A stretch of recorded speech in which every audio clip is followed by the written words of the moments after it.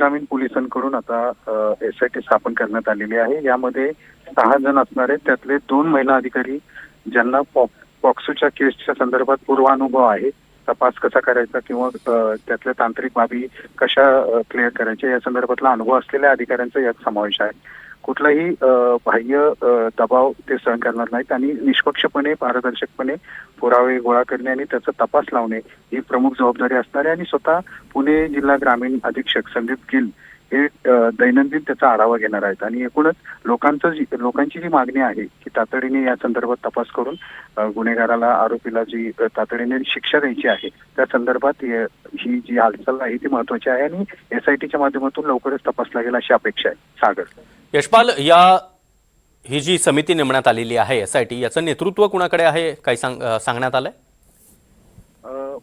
याच्यावर लक्ष मात्र पुणे ग्रामीण पोलीस अधीक्षक जे आहेत संदीप सिंह गिल हे स्वतः दैनंदिन त्याचा आढावा घेतील आणि 6 जणांच्या टीम मध्ये वेगवेगळ्या पातळीवर म्हणजे फास्ट ट्रॅक कोर्टच्या संदर्भातली वेगळी कार्यवाही असेल, मेडिकलच्या तपासणीच्या बाबतीत असेल आणि एकूणच कोर्टामध्ये कुठले कुठले पुरावे सादर करायचे, आरोपपत्र कसं दाखल करायचं या संदर्भात वेगवेगळ्या पातळीवर काम चालणार आहे। परंतु यावर लक्ष संदीप सिंह गिल यांचंच असणार आहे। सागर, नक्कीच यशपाल, धन्यवाद या माहितीसाठी।